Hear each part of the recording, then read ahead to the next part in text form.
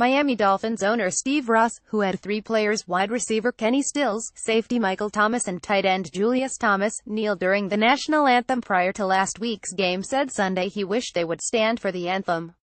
The trio ended up standing in the tunnel during the anthem and running onto the field afterward.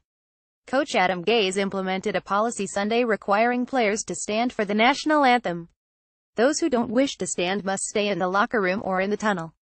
Ross, who spoke about 90 minutes before the Dolphins' 16-10 victory over Tennessee and the national anthem, said President Donald Trump has changed the focus of anthem conversation from social and justice issues to patriotism, so it's better now for the players to stand. He's changed that whole paradigm of what protest is. Ross during his community tailgate gathering at Hard Rock Stadium before Sunday's home opener against Tennessee. And I think it's incumbent upon the players today, because of how the public is looking at it, to really stand and really salute the flag. Ross said whenever you're dealing with the flag you're dealing with something different, but he remains supportive of what Dolphins players did last season when Stills, Michael Thomas, former running back Arian Foster and former linebacker Jelani Jenkins chose to kneel during the national anthem. Ross said he sees sports as a way of uniting and spreading a message of togetherness, especially with the youth. Right now with these kids you want understanding, that we really have to get out into the white community and have them accept the fact this isn't about all black kids and the protest they have, Ross said.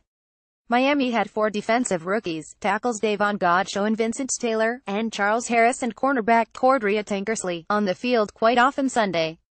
Harris, the first-round pick from Missouri, had his first career sack in the fourth quarter. Miami's defensive ends Andre Branch 2.0 sacks and Cameron Wake 0.5 sacks, 4 QB hits, 4 tackles dominated Titans left tackle Taylor Lewin and right tackle Jack Conklin. Branch faced Lewin, a Pro Bowl selection, while Wake, a Pro Bowl selection, faced Conklin. And All-Pro safety Rashad Jones almost had a safety in the third quarter when he teamed with Wake for a sack of Titans quarterback Matt Castle. Jones, linebackers Kiko Alonso and Lawrence Timmons tied for the team lead with 7 tackles apiece. Middle linebacker Remo Aluga had 5 tackles in his debut.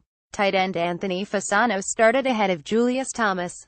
Wildcat resurfaces. The Dolphins employed the Wildcat formation for the second consecutive week. This time tight end Marquise Gray, a college quarterback, threw an incomplete pass to wide receiver Jarvis Landry. Through 4 games Miami has had 4 players attempt passes: Jay Cutler, Landry, Gray and punter Matt Hawk. Wide receiver Jakeem Grant took most of the snaps after Devontae Parker's ankle was sidelined. Defensive tackle Jordan Phillips, cornerbacks Byron Maxwell and Torrey McTyer, safety Maurice Smith, offensive tackle Sam Young, linebacker Stephon Anthony and guard Isaac Asiata were inactive. Left guard Anthony Steen played the entire game. Steen and Jesse Davis had been on a platoon system.